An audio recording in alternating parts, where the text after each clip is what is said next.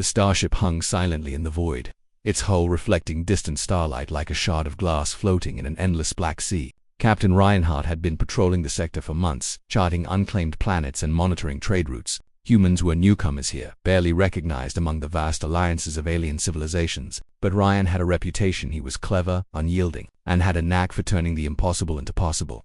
This particular mission was supposed to be routine, a trade negotiation with the Kalari, a feline-like species known for their fierce pride and rigid honor code. Ryan had no idea that a single meeting would change the way the entire sector saw humans.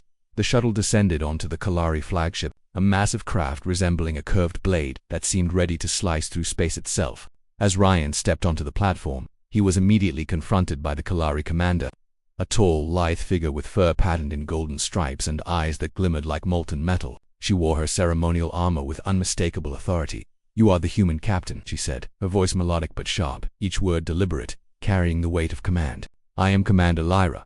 You have come to our ship uninvited, and yet you speak as though you belong. Do you understand the rules of honor in our realm?" Ryan kept his hands visible, calm but respectful. "I understand that showing up without formal notice might seem bold. Commander, I come with a proposal of mutual benefit. I do not wish to disrespect your rules, only to work with you." Lyra's ears twitched, a subtle sign of her amusement and annoyance combined. Bold words for one who stands on unfamiliar ground. "Humans are unusual." She stepped closer, her eyes narrowing, and then something unexpected happened. She drew her blade, the edges shimmering with energy. "I challenge you to a duel," she declared, "to test the strength and courage of your species." Ryan froze for only a second. He had expected negotiation, perhaps intimidation, but not an outright challenge. The duel wasn't just for him, it was a statement. If he refused, it would insult every human. If he accepted, he risked injury or death. He studied her carefully. Lyra was confident, agile, and clearly skilled. Her blade hummed in the artificial gravity of the ship, a threat made tangible. But Ryan had never relied solely on weapons to win battles. He had learned that sometimes the mind and heart could achieve what muscle and metal could not. "I accept," he said finally, his voice steady. "But I warn you, humans fight differently. We rely not just on force, but on understanding." Lyra's tail flicked with irritation. "Then show me, human. Show me your strength." The duel began in the training chamber, a vast room filled with gravity dampeners and holographic targets. Lyra moved with a grace that could rival any seasoned warrior, her strikes precise and punishing. Ryan dodged and parried, barely keeping pace. But he noticed something crucial. Lyra fought not just to hit but to provoke an emotion, a reaction, a flaw. She studied him as much as he studied her. Instead of trying to match her strength, Ryan shifted strategy. He didn't try to fight like her. He anticipated her movements, stayed calm, and focused on something else entirely: the unspoken tension, the pride behind each strike, and the loneliness of a life dedicated to battle and duty. As Lyra launched a particularly fast strike, Ryan sidestepped and did something unexpected. He dropped his arms and stepped forward slowly. Instead of countering, instead of striking, he reached out and embraced her in a firm, steady hug. The chamber froze. Lyra's blade hovered inches from his back, her muscles tensed to spring. She blinked in shock, eyes wide. Humans did not respond to challenges with aggression. Humans did not seek to dominate or humiliate in combat, they sought connection. "What are you doing?" she demanded, her voice strained, uncertain.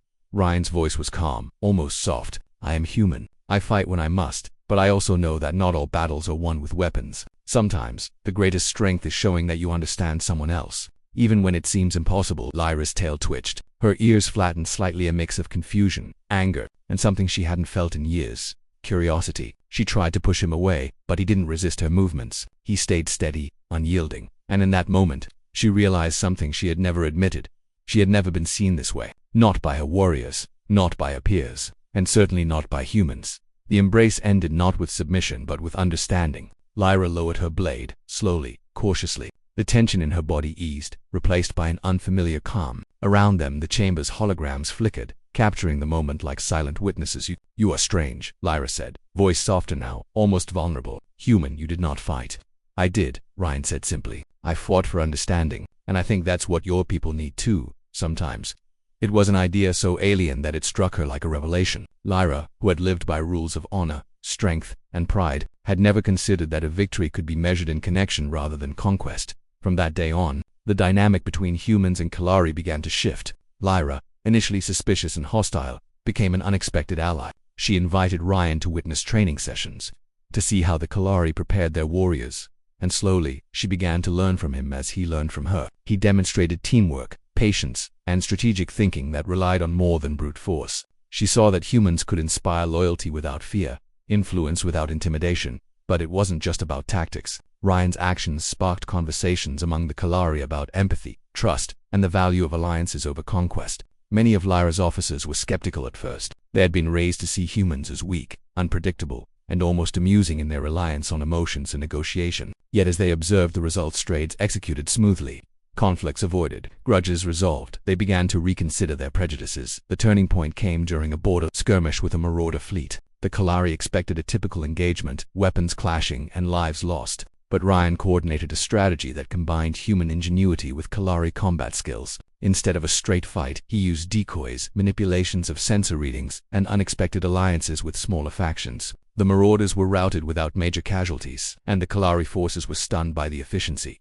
Lyra watched him from the command deck, pride and astonishment mixing in her gaze. She realized that the human captain had not only saved lives but had changed the way her people viewed the universe. In her eyes, he was no longer just a human, he was a symbol of what could be achieved when fear and pride were replaced by understanding and collaboration. Over time, their relationship evolved. It was never about romance or sentimentality. It was about mutual respect and trust, something far rarer in the political and martial spheres of the galaxy. Ryan continued his missions, often accompanied by a small Kalari contingent, learning from them as much as they learned from him. But the real change came when the Kalari started to invite more human observers into their ranks. Ambassadors, negotiators, and even scientists began working alongside them. Trade networks expanded, conflicts were resolved without bloodshed, and human ingenuity became recognized as a force to be reckoned with.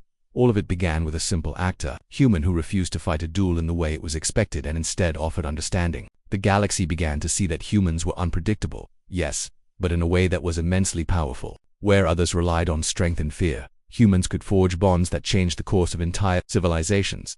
Lyra often recounted the day of the duel to her officers. She described how a human had met her challenge not with aggression but with a hug. How that small act had unraveled her expectations and opened her mind. The officers listened in disbelief at first, but slowly, they began to grasp the concept. Strength could be measured not only in combat but in courage, empathy, and vision. In the years that followed, humans and Kalari collaborated on exploration missions, scientific endeavors, and defense strategies. Ryan's approach became a model for interspecies cooperation, and he was invited to serve as a liaison for multiple alien alliances. Through it all, the memory of that first encounter remained vivid. The day a duel was met with a hug became a story told throughout the sector. A legend of the human way, unorthodox, daring, and transformative. It was a reminder that true power did not always lie in weapons or dominance, but in the ability to change hearts and minds, even in the face of centuries of tradition. And so, the galaxy began to change. Humans were no longer dismissed as weak or foolish. They were a new kind of force, unpredictable, resilient, and capable of rewriting the rules of honor, strategy, and diplomacy. All because one human had chosen understanding over conflict, connection over conquest, and compassion over fear. The story of that moment, the hug in the duel chamber, spread far and wide, inspiring other species to question old prejudices and consider that strength and kindness could coexist. Ryan never sought recognition or fame. He acted as humans often did, guided by principle, courage, and a belief that what was right often defied expectation.